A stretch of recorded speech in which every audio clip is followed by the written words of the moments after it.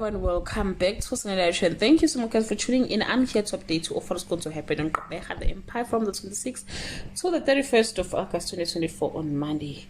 Nobomi makes accusations about ethical practices and disturbing revelations send shock waves through the Mqenge Towers. Will Sonwabile be Nontle's knight in shining armor or just another jerk on Tuesday?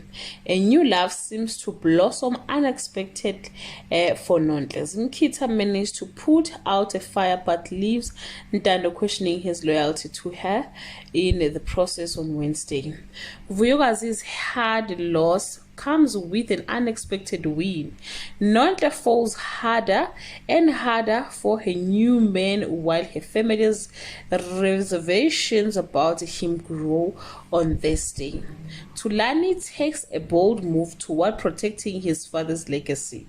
Vuyokazi's suspension stand in her way of finally nailing her case. Nontle goes the extra mile for the love of her life on Friday.